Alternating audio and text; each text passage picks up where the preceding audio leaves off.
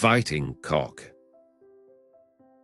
Kai H. Sing Tzu was a trainer of fighting cocks for King H. Yuan.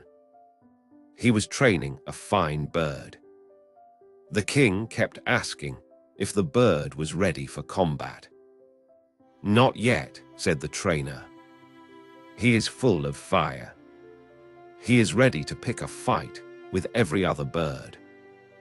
He is vain and confident of his own strength." After 10 days, he answered again, "Not yet." He flares up when he hears another bird crow. After 10 more days, "Not yet." He still gets that angry look and ruffles his feathers. Again 10 days. The trainer said, now he is nearly ready. When another bird crows, his eye does not even flicker. He stands immobile like a block of wood. He is a mature fighter. Other birds will take one look at him and run.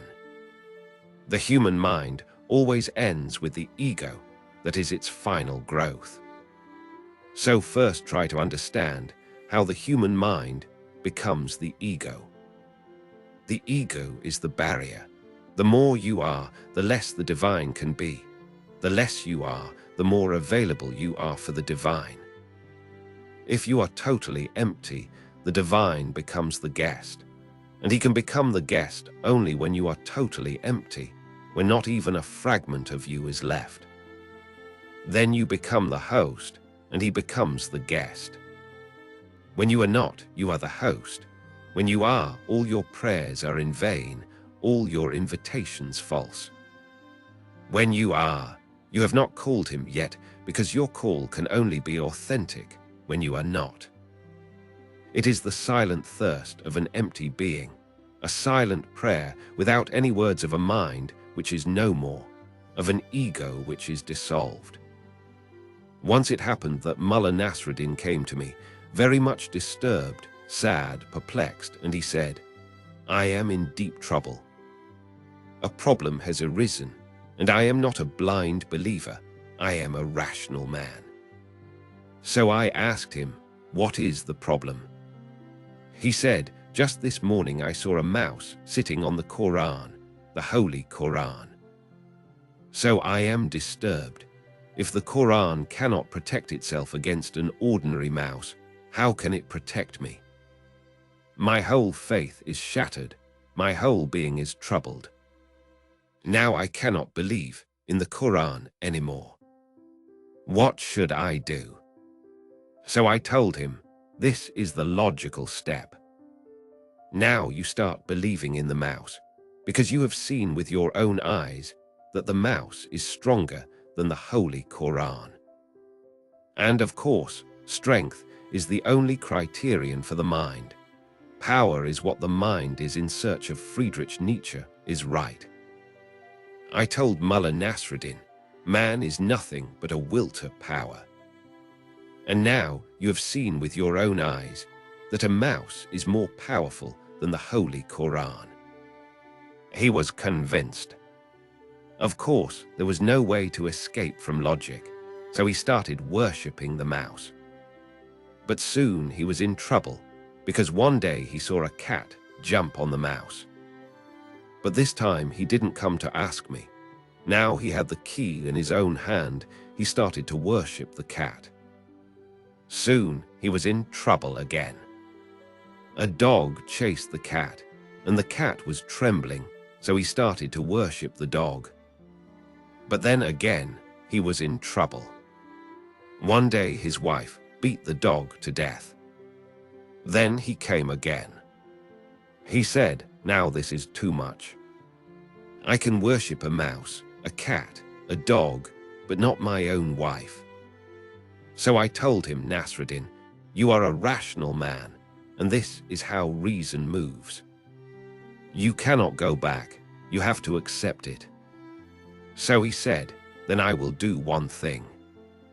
I will take a picture of her without anybody knowing, and I will go inside my room, lock the door from the inside, and worship her. But please don't tell her.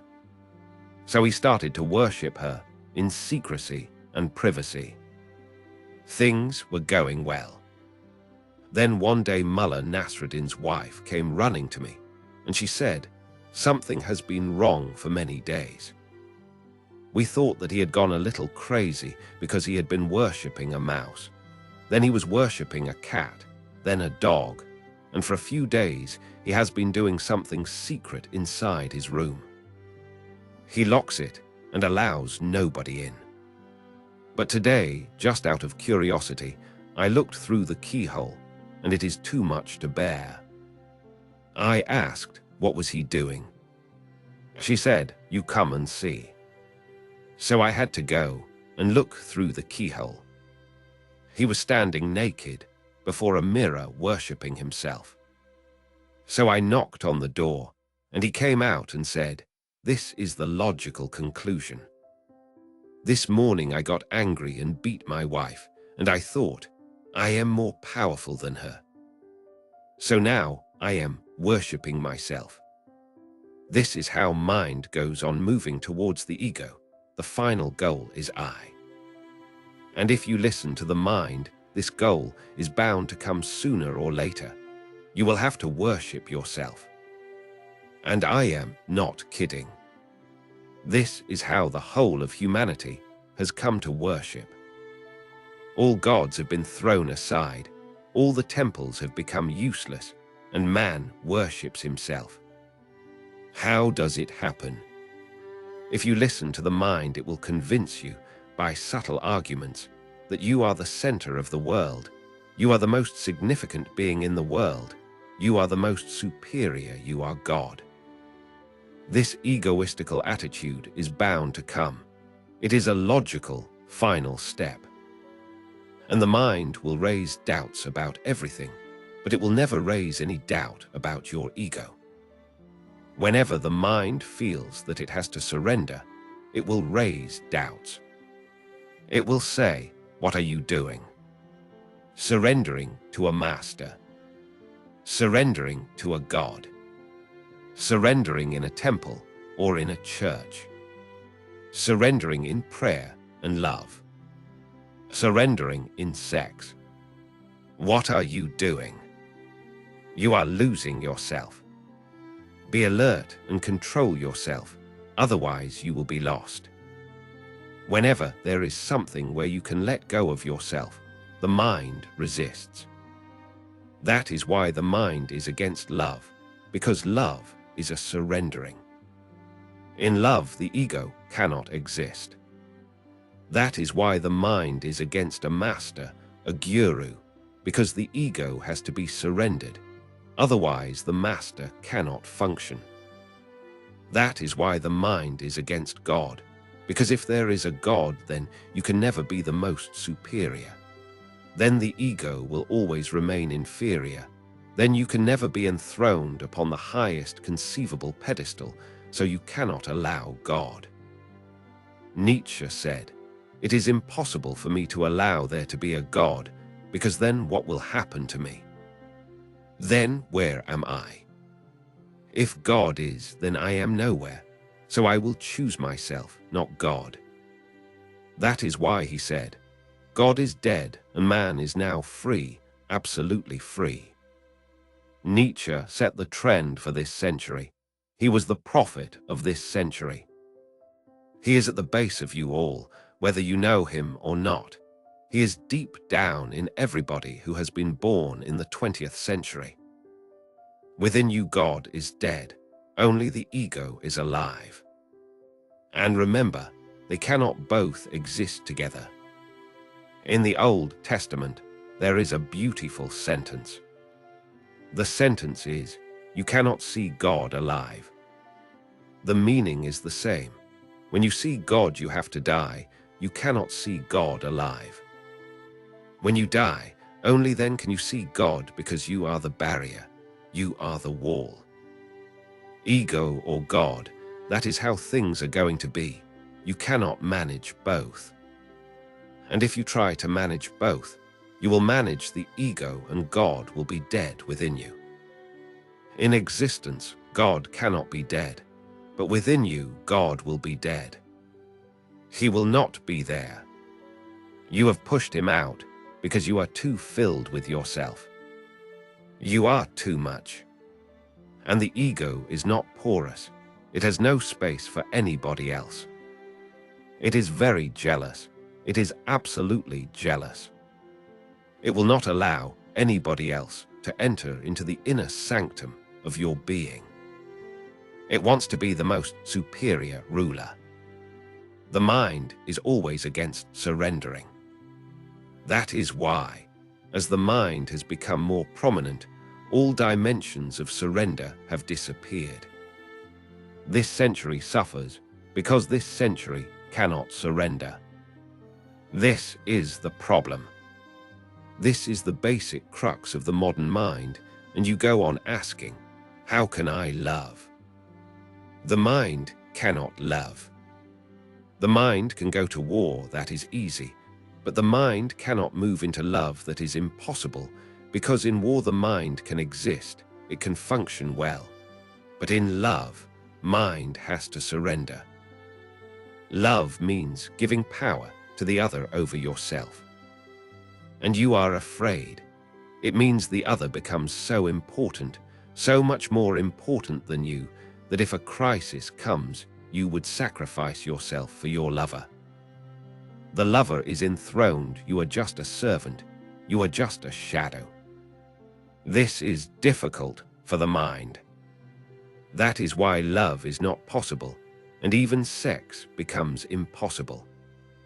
Because even in sex, a moment comes when you have to lose yourself. Only then can the orgasm happen. Only then can the whole body be filled with a new energy, with new vibrations, with bioelectricity. It can become a vibrant, radiant flow. You lose yourself, but even that is not possible. Ejaculation is not orgasm. It is just the physical part of it. Orgasm is psychic. It is spiritual. Ejaculation is just futile. It can relieve the body, that's all. It works as a safety valve. When there is too much energy, you can release it through ejaculation, but that is not the real thing. The real thing is when you come to a peak of vibrancy, you come to a peak of ecstasy, and from that peak everything relaxes, your whole being relaxes. First, the whole being vibrates with a new music. It is in tune with the cosmos. The ego is not there. You are just energy. There is nobody inside. Just energy moving like a river in flood. And then the flood goes, the river relaxes, and you are in tune with the whole cosmos. Then it is orgasm. Orgasm is an inner phenomenon. But orgasm has become impossible. And because of the lack of orgasm, 90% of people are neurotic in a subtle way. This is because you have lost the easiest approach to the divine. You have lost the natural possibility of being one, even for moments, with the whole. And the whole rejuvenates. The whole gives you life and energy. The whole refreshes you. And the old is destroyed by the orgasm. Your whole energy becomes new, fresh, and young. Otherwise, you go on becoming dull and dead. But this has become impossible because of the ego. The problem is the same, whether it is in the dimension of sex, or of love, or of prayer, or of meditation. The problem is the same. You have to surrender, and the ego cannot surrender. It can only fight. Why is the ego always ready to fight? Every moment you are ready to jump upon someone, to find an excuse to fight, argue, and be angry. Why is the ego always in search of a fight? Because fight is the fuel. Through fight it feels powerful. Through fight it exists.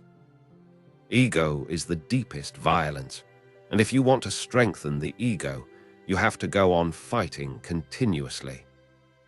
For 24 hours a day you have to fight with something or other.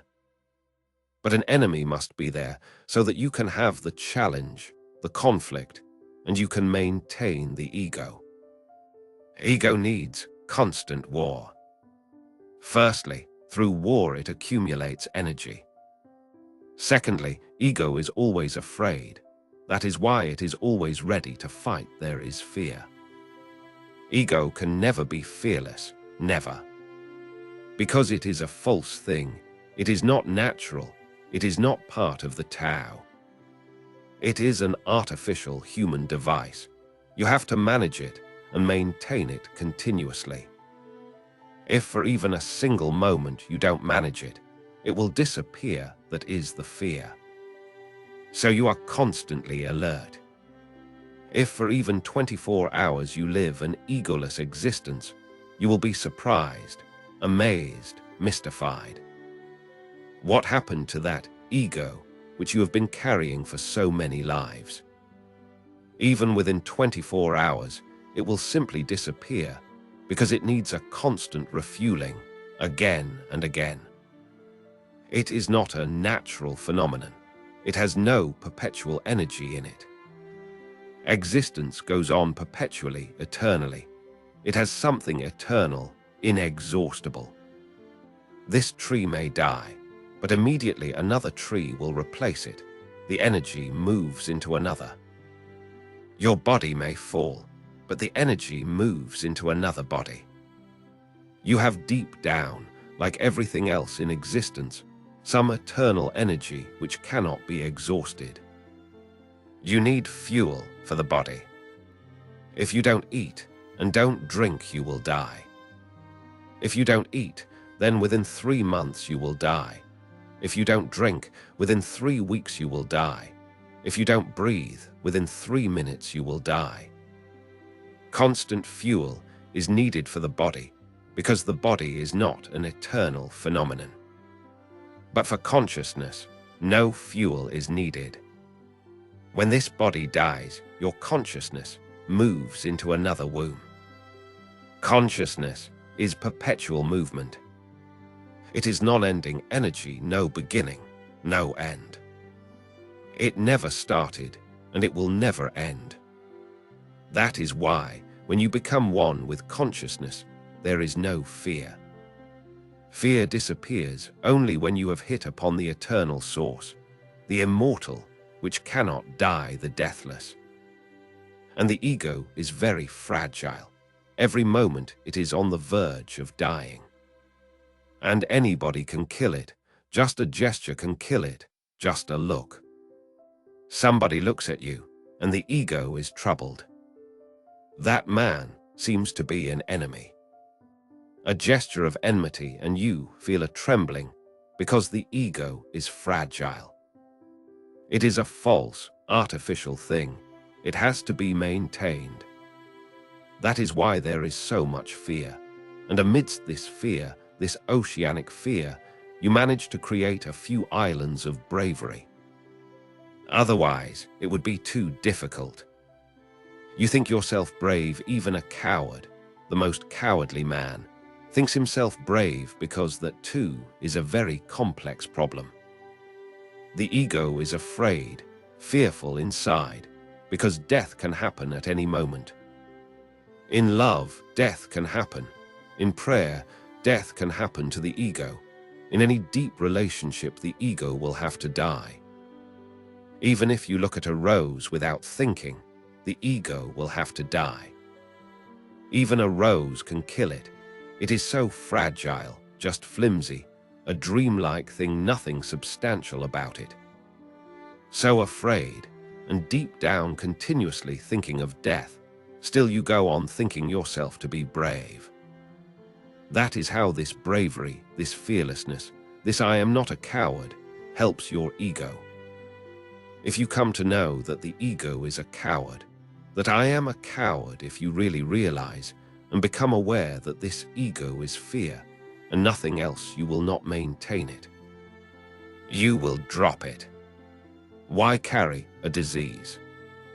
But the disease is hidden, and you think it is not a disease. Rather, it is the only health. It happened that Mullah Nasruddin got married. He went to the hills for his honeymoon.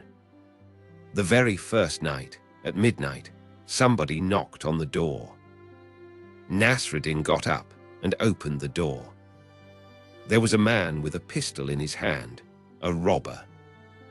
He came in, but he forgot about robbery when he saw Mullah Nasruddin's wife, a beautiful young girl.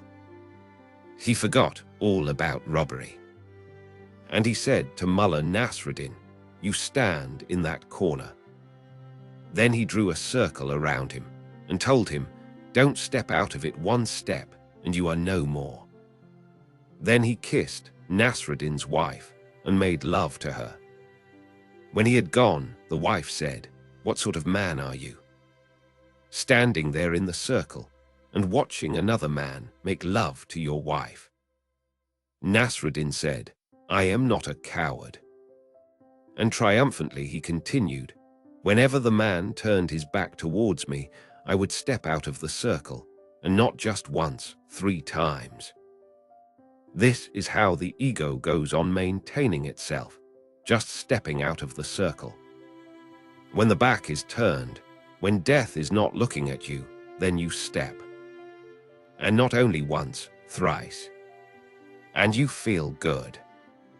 And I tell you that everybody is standing in a corner with a circle around him. You stand inside the circle, and sometimes you step out just to feel that you are not a coward. But the ego is a coward. It cannot be otherwise. You cannot see a fearless man with an ego. It is impossible. It is not in the way of nature. Why is it impossible? How can the ego be fearless? It cannot be eternal. It cannot be immortal. Death is bound to happen. The ego is a created phenomenon, created by you. It is going to disappear. And when death is there a certainty, how can you be fearless? Sometimes you may step out of the circle, that is all. But with ego, there can be no fearlessness. So remember 3 words. One is coward, another is brave, and the third is fearlessness. Cowardice is part of the ego, the deeper part, the real thing, and bravery is stepping out of the circle thrice. It is also part of the cowardice, but hidden, decorated. It is a wound with flowers upon it, a wound hidden by flowers. Bravery is nothing other than cowardice decorated and refined. Inside every brave man you will find a coward. Even your Napoleons, Hitlers, and Alexanders are cowards. Their bravery is nothing, but stepping out of the circle thrice, inside, you will find the same trembling coward. Just to hide that coward, you project bravery. Bravery is a trick. And now psychologists also know about it. Religion has always been aware that to hide something, you project the opposite. If you are a fool, you will try to project some wisdom around you to hide the fact. If you are ugly, then you will beautify your body, your face, your hair, to somehow hide the fact that you are ugly. With clothes and ornaments, you will try to hide it. If you are inferior inside, you will project superiority, just to show others that I am not inferior. If you feel a nobodiness, and everybody feels it because with the ego, everybody is a nobody, then you will try to project and enforce and emphasize that you are somebody. Cowardice and bravery are 2 aspects of the same coin. Fear is in both. They are 2 faces of fear. One is simple and direct, another is cunning, and hidden. A brave man is a cunning coward. I have heard, once it happened, that a soldier fighting on the front got very scared, so he started to run towards the rear. An officer stopped him and asked, "What are you doing? Where are you going? The fight is on. Are you a coward?" But the man was so scared, he didn't bother to answer. He continued running. The officer followed him, got hold of him and said, "Where are you running? Why are you not answering? Do you know who I am? I am your general." The soldier said, "My God, am I that far back? Your generals, your leaders, they are always at the back. They never get killed. They are never in trouble. They are perfect cowards posing as if they are the bravest. Others die for them, and they remain at the back. Your Napoleons, your Hitlers, your Alexanders are all cowards projecting, creating a phenomenon that is just the opposite of their inner feeling. This has to be remembered. Only then can you remember a third possibility: fearlessness. A man who is fearless is neither a coward nor brave. He is neither. He cannot be, because he is simply fearless. A Mahavira, a Buddha, a Zhuangzi, a Jesus, they are not brave men, not at all, because they are not cowards. You can be brave only if you are a coward. You can step out of the circle thrice only if you are standing in the circle. Otherwise, how can you step out of it? If you never agreed to stand in the circle, how can you step out thrice and show your bravery? A fearless man is one who has come to know the deathless within himself, one who has come to understand the inner, the immortal, the innermost eternal. Then there is no fear, and then there is no bravery either, because bravery is just a cover-up. This man is neither a fool nor is he wise, because wisdom is simply nothing but a cover-up. And this man is not divided into opposites. This man is a unity, he is one, he is a unique phenomenon. That is why you cannot define him. It is impossible to define a Buddha. How will you define him? Will you call him a coward? You cannot. Will you call him brave? You cannot. Will you call him a fool? You cannot. Will you call him wise? Because wisdom is the opposite of foolishness, and bravery is the opposite of cowardice. What will you call a Buddha? Whatsoever you call a Buddha will be wrong. You have to be simply silent before a Buddha. Will you call him a sinner or a saint? No, he is neither. How can you be a saint without sin inside? Sainthood is nothing but a decoration, a cover-up. This is the problem. Whenever a Buddha appears, this is the problem. We cannot define him. We cannot put him into any category. You cannot label him. There is no way you can put him anywhere. Either he belongs to everywhere, or he belongs to nowhere. He transcends all categories. Pigeonholes are not for him. The whole language drops before a Buddha. The mind becomes silent. You cannot say anything which can be relevant. He is fearless. He is mindless. You cannot call him a fool or a wise man, because the mind is needed for both. And now enter this beautiful story of Zhuangzi. It is one of his most beautiful parables. Cai Hsing Tzu was a trainer of fighting cocks for King Yuan. He was training a fine bird. The king kept asking if the bird was ready for combat. This man, Cai Hsing, was not only a trainer, he was a man of Tao. In China, in Japan, in the Far East, they have used all sorts of things as stepping boards for meditation. All sorts of things: archery, painting, swordsmanship, even training cocks and birds to fight. Name any dimension of life, and they have used it for an inner training. This man, Cai Hsing, was asked by the king to train a cock for him.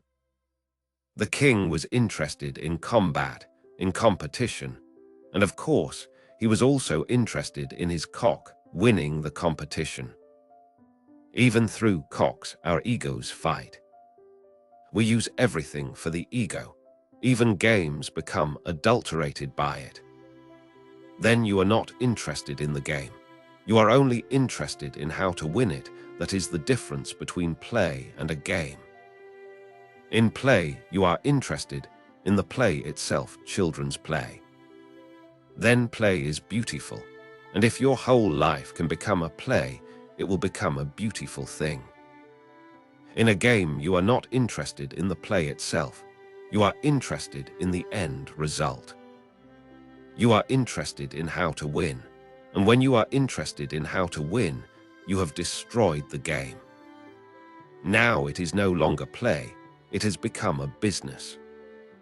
From the very first, remember that this man, Kai H. Singh, had one type of interest in training the cock, and the king had another. He was interested in combat, and the trainer was interested in something else. Kai H. Singh was training a fine bird. The king kept asking if the bird was ready for combat. "Not yet," said the trainer. "He is full of fire." "Look," the king would have said, "if he is full of fire, that is what we need, because when you fight with somebody and you are full of fire, there is more possibility of winning." The king must have been puzzled. What type of trainer is this man? He says, "Not yet," because he is still full of fire. He is ready to pick a fight with every other bird. He is constantly ready to fight. That means he is afraid, so he is not ready. When you are afraid, how can you be ready to fight? Look at the different minds. The logic of the mind will say that if you are full of fire and ready to fight with everybody, then you can become a great warrior. You are already. Why are you waiting? What are you waiting for? If the fire is ready, fight. Because if you wait too long, the fire may go. If you wait too long, the energy may subside.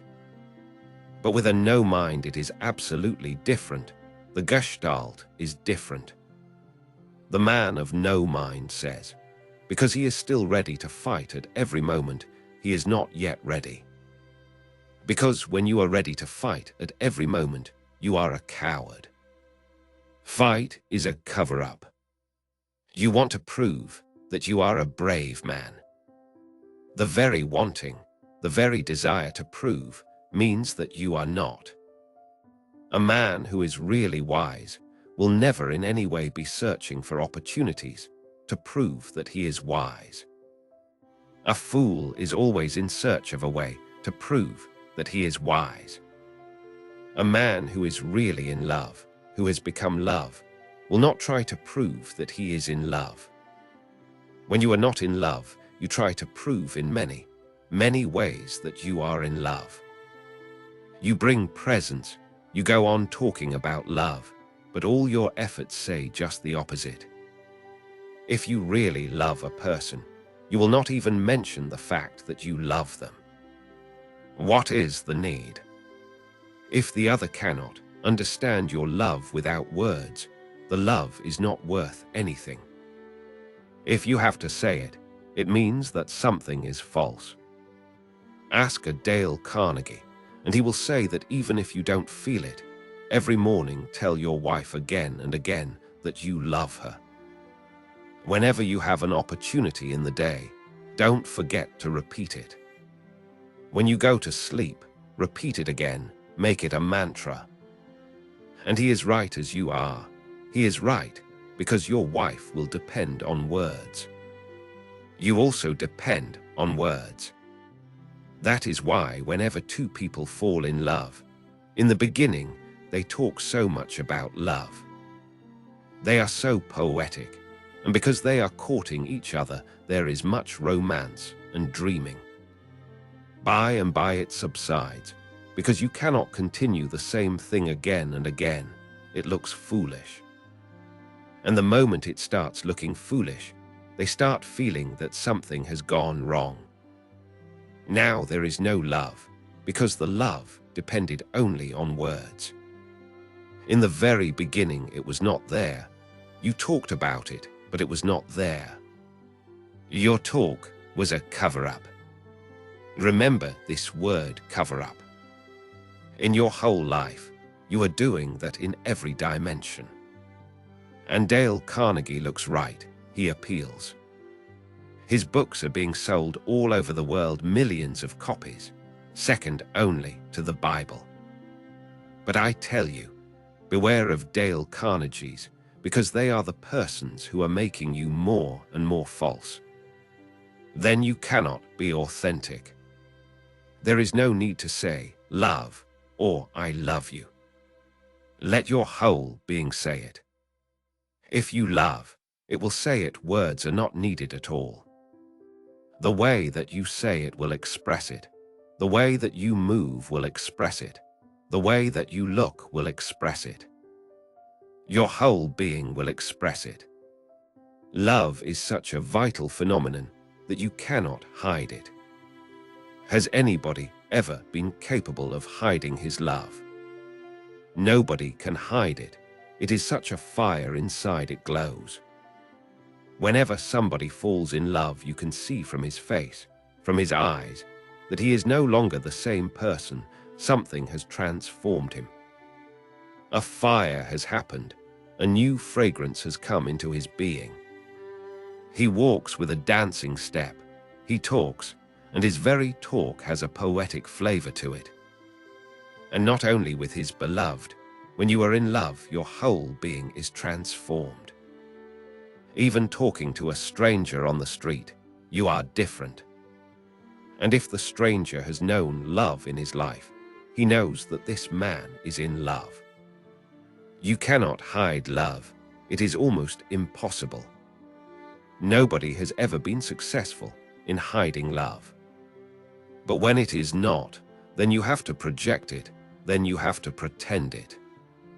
A small boy was visiting a zoo, and there was a deer park full of deer. He asked the keeper, "What are these animals called?" The keeper replied, "The same thing that your mother calls your father in the morning when they get up." The boy said, "Don't tell me that these are skunks." Something goes sour. Something becomes like a wound when it is false. Something becomes ugly. There is no ugliness except falseness, but you hide it with the opposite. "Not yet," said the trainer. He is full of fire. That shows that he is afraid. Otherwise, why is he full of fire? To whom are you showing your fire? What is the need? Fear inside, fire outside. That is the projection. He is ready to pick a fight with every other bird. Whosoever comes on his path, he is ready. He is vain and confident of his own strength. Not yet. He is not ready. When you think you are confident of your strength, remember well, you are hiding something from yourself. What do you mean when you say, "I am confident"? If you are really confident, the word is meaningless. You are not confident, you are pretending. And not only to others. You are repeating to yourself, "I am confident." You are creating an auto-hypnosis. If you repeat it long enough, you may start feeling it, but that feeling will have no inner energy in it. Everybody keeps on repeating to himself, "I am confident." What are you hiding? If this confidence that you talk about is really there, then there is no need to say anything about it. A really confident man is not even aware of it. This has to be understood. Whenever something is false, you are aware of it, self-conscious. When something is real, you simply forget it. Do you remember that you are breathing? If something goes wrong, yes. If it is hard and there is something wrong with your lungs and you have a cold or asthma, then you remember that you are breathing. But when everything goes okay, you are not conscious. When the shoe fits, the foot is forgotten. When you are really confident, confidence is forgotten. People come to me, and they say that they have absolute confidence in me. What is this absolute? What are you covering up? Is confidence not enough? What is absolute confidence? It is not absolute. That is why you say it. You say, I love you totally. What is this total? Have you ever heard about any love which is not total? Love is total. Why do you repeat the same word again? Inside, you know it is not total, and if you don't say it, who else will say it? Nobody can know it without your saying, because if it was total, everybody would know. A total love is a transfiguration. A total love is a death and a new life. A total love needs nobody to say anything about it. I have heard about a great connoisseur. He was a wine taster. A friend invited him to his house because he had some very, very old, valuable wines, and he wanted to show this man his collection. He wanted this man's appreciation. He gave him one of his most valuable wines. The man tasted it, but remained silent. He didn't say anything, not even that it was good. The friend felt hurt. Then he gave him a very rough, ordinary wine. He tasted it and said, very, very good, fine. The friend was puzzled. He said, I am puzzled. I gave you one of the rarest, most valuable wines, and you remained silent, yet to this ordinary, not even costly, rough wine you say, very, very good. The connoisseur said, for the first, nobody is required to say anything. It speaks for itself. But for the second, somebody is needed to praise it, otherwise it will feel hurt. When you say absolute confidence, you know that it is not absolute. That is why you are saying it, although you may not be conscious of it. Be conscious and use words carefully. Not yet, said the trainer. He is full of fire. He is ready to pick a fight with every other bird. He is vain and confident of his own strength. And you can observe this in your own life also. This is happening all around. You are ready to fight with everybody, just waiting for the opportunity, just for some excuse. Someone treads on your toe and a fight starts. Why are you so ready? Because you are troubled inside. You know you are nobody. So if someone treads on your toe, immediately you say, do you know who I am? And you yourself don't know. After 10 days, he answered again, not yet. He flares up when he hears another bird crow. The king went on insisting, because the day for the competition was coming nearer and nearer, and the king's cock must win. And this man went on delaying. The excuses that he was giving looked just absurd. Whenever there is a man of Tao, his statements will look absurd. They are, because they don't fit in with your mind. He says again after 10 days, not yet. He flares up when he hears another bird crow. He is still immature, childish. This is not the way of a warrior. This is the way of a coward. This is not the way of a fearless man, a fearless cock, no. It is not the way of those who are fearless. When any bird is crowing, why do you feel that it is meant for you? Why do you feel that the challenge is for you? Why do you take the whole world as your enemy? If you take the whole world as your enemy, it means that somewhere, deep down, you have not hit upon the source. Otherwise, the whole world would be felt as friendly, Friendliness would be the main note. If enemies happen, that would be an exception. Now enmity is the main note, and if friends happen, that is an exception. And you can never know, and you can never even believe in a friend, because you know enmity so much. It happened that Mullah Nasruddin was made a justice of the peace. It has to be done because there are mischievous people.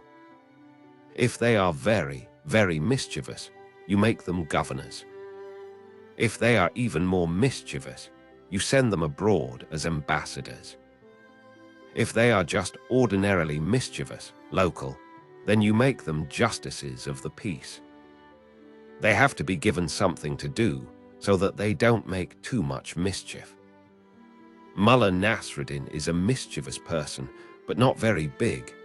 If you will allow me to say so, a very small VIP, not a big gun, just a local gun. So they made him a JP Justice of the Peace. He changed his drawing room into a court, engaged a clerk and a watchman, got up in the early morning, waited and waited, but nobody turned up. By the evening he was very depressed, and he said to the clerk, not a single case. No murder, no robbery, no crime committed in the town. If things continue in this way, then it will be a very boring job. I was very excited, but not even a traffic offense. Nothing has turned up. Said the clerk, don't be so depressed, Mullah. Just trust in human nature. Something is bound to happen sooner or later. I still have enough trust in human nature. What type of human nature is this clerk talking about? He says that he still has enough trust. Something is bound to happen. Just you wait, things will happen. Your courts, your judges, your governments depend on you, on your nature. This whole nonsense is run because of you, and the basis of it is that you are always ready to fight. If the society really becomes more and more natural, the government will disappear. It is a disease. The courts will disappear. They are not good signs. The policeman is there because the criminal is there, and the whole structure exists just because of one thing, because you are always ready to fight, to flare up. Because of your ego, the government exists, the court exists, the magistrate exists. If ego is dropped, the whole of politics disappears. All politics exist because of the ego. Not yet. He flares up when he hears another bird crow. After 10 more days, not yet. He still gets that angry look and ruffles his feathers. He is getting silent, growing, becoming more and more mature, but not yet. As yet, he still gets that angry look and ruffles his feathers. Deep down in the unconscious, he is still ready to fight. On the surface, he is getting calm and quiet, but if a cock passes, he still gets that angry look. Now it is not conscious, now it is unconscious, but he is growing, moving. Now the fight has dropped from his conscious mind, but from the unconscious, it has not dropped, not yet. Again, 10 days. The trainer said, now he is nearly ready. Not yet perfectly ready, but nearly ready. When another bird crows, his eye does not even flicker. He stands immobile, like a block of wood. He is a mature fighter. Other birds will take one look at him and run. There is no need for him to fight. When the fighter is mature, there is no need to fight. When the warrior is really there, fearless, what is the need to fight? His very presence will be enough. Other birds will run. And this happened. This bird was put into combat. He just stood there. The other birds came with much bravery. They stepped out of the circle. They were filled with ego, arrogant and vain. But then they looked at this bird. This bird looked abnormal, not of this world at all. He was standing just like a Buddha. They tried to make him angry, but not even his eyes would flicker. They jumped, they crowed, but to no effect. Then they trembled. This bird is not natural. This bird is a stranger. He does not belong to us. They simply got the message that this bird was neither cowardly nor brave. He was simply fearless, and whenever there is a fearless being, the other has to run. The training is the same for a Zen warrior, for a samurai the same. He has to fight, but with no anger. This seems difficult because you even love with anger, yet he has to fight without anger. There is a Sufi story. It happened in the life of Omar, a great Mohammedan caliph. He was fighting with an enemy for 30 years. The enemy was very strong, and the fight continued a lifetime of war. In the end, it happened one day that the opportunity came. The enemy fell off his horse, and Omar jumped on him with his spear. In just 1 second, the spear would have pierced the heart of the man, and everything would have been finished. But in that small gap, the enemy did one thing. He spat on Omar's face, and the spear stopped. Omar touched his face, got up and told the enemy, "Tomorrow we start again." The enemy was puzzled. He said, "What is the matter? I have been waiting for this for 30 years, and you have been waiting for this for 30 years. I have been waiting, hoping that someday or other I would be on your chest with my spear, and the thing would be finished. That opportunity never came to me, but it came your way. You could have finished me in a single moment. What is the matter with you?" Said Omar, "This has not been an ordinary war. I have taken a vow, a Sufi vow, that I will fight without anger. For 30 years, I was fighting without anger. But just for a moment, anger came. When you spat, just for a moment I felt angry, and it became personal. I wanted to kill you. The ego came in. Up to now, for 30 years, that was not a problem at all. We were fighting for a cause. You were not my enemy. It was not personal in any way. I was not in any way interested in killing you. I just wanted the cause to win. But just now, for a moment, I forgot about the cause. You were my enemy, and I wanted to kill you. That is why I cannot kill you. So tomorrow we start again." But the war never started again, because the enemy became a friend. He said, "Now teach me. Be my master, and let me be your disciple. I would also like to fight without anger. The whole secret is to fight without the ego, and if you can fight without the ego, then you will be capable of doing everything without the ego. Because fight is the climax of the ego. If you can do that, then you can do everything. Right now, you cannot even love without ego. So this is the training of a samurai, of a Zen warrior, to fight without the ego, just like this cock. Now he is nearly ready. But remember the words, nearly ready. Why not perfect? Because the Tao says the perfect cannot exist in this world, only the nearly perfect. The moment you are perfect, you disappear. Perfection cannot exist in matter, in the material. Matter itself gives a little imperfection of its own. You cannot be in the body and be perfect. A little will always be missing, and that little which is missing is the link. That is why you can be in the body. Once you are perfect, you disappear, you die. But a perfect man never dies. He simply disappears. You depart, but a perfect man disappears.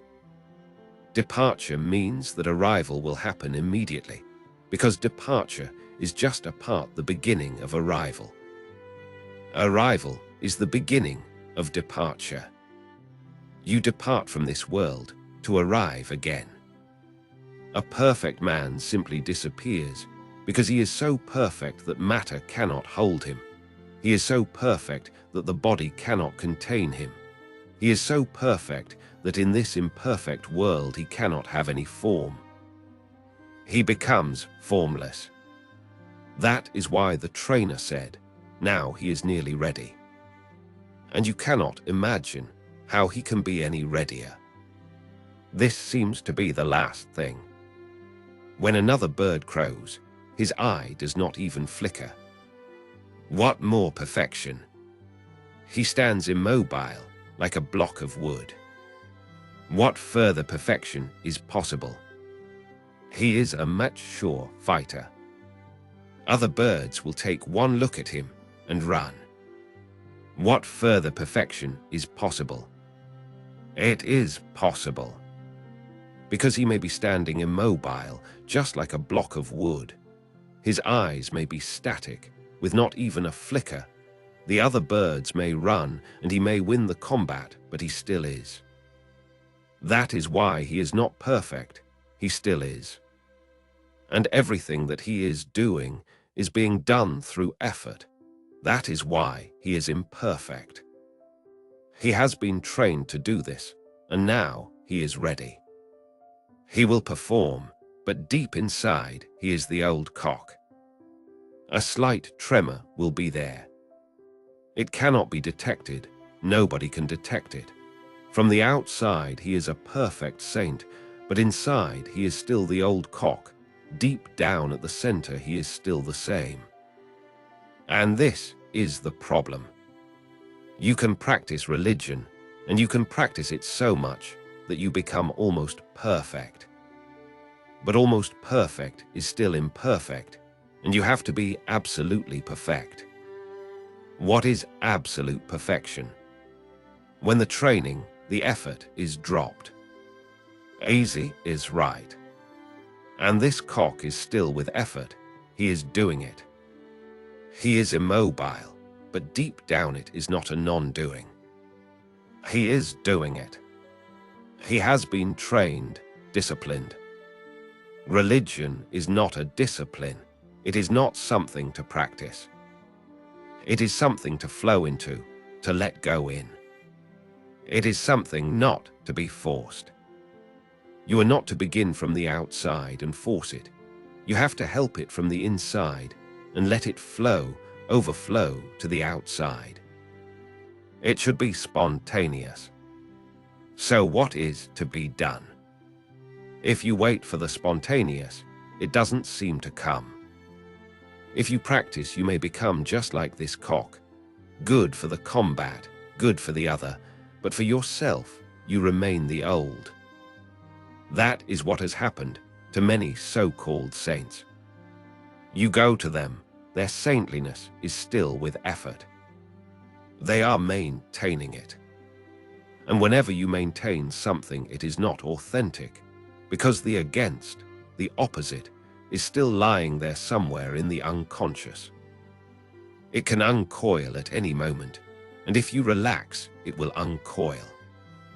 Once it happened that a Sufi was brought to me. For 30 years he had been practicing, and he had really practiced. There was no doubt about it. He was almost perfect, just like this cock. He had many disciples, and they told me that wherever he looks, in the trees, in the rocks, in the stars, he sees Allah, the divine, everywhere. The Sufi came to stay with me for 3 days. He chanted continuously. The Sufis call it Jigra, the name of Allah. Even when taking his bath, he would go on chanting. I asked him why. If you are now able to see Allah everywhere, why go on chanting his name? What are you practicing for? If Allah is everywhere, and the divine is everywhere, to whom are you calling? And who is this chanter inside? Drop it. For the 3 days that you are here with me, drop all your practice. He could see the point. He was a humble man. He could see the point that if you are still practicing, then it has not been achieved. He said, I have absolute confidence that it has been achieved. So I said, then you drop it. The moment he said absolute confidence, it was clear that he would be in difficulty if he dropped it. He dropped it, he had to, and for 3 days I watched him. On the 3rd day at 4 o'clock in the morning, he came running into my room, started shaking me and said, "What have you done? Everything is lost. Now I cannot see God. Things have started to appear again. A tree is a tree, a stone is a stone. What have you done? You have killed me. You have destroyed my 30 years' effort. You are not a friend, you are an enemy." So I told him, be a little more silent and sit by my side, and let us see what has happened. I am not your enemy. Because even if you continue this practice for 30 lives, nothing is going to happen. You will always be almost ready. Anytime you stop this practice, the old will be back. It has not disappeared, it is only hiding, and you are pushing it in. Your practice is nothing but pushing it in. You stop the practice, and it uncoils. It is like a spring. You go on pushing it, and you think everything is okay. You take your hand off, and the spring opens and uncoils, and everything is back as it was. So don't be angry, and don't feel at a loss. This is a great realization. Now don't practice, just look at the tree. You need not project God into it. This is the difference between an authentic and an unauthentic religious man. Look at the tree, don't impose God on it. If you say it is God and go on repeating it, you will be almost at the point where it will start looking like God. But that God is false. You have imposed it. It is a projection. Look at the tree and be silent. No need to project your God on the tree.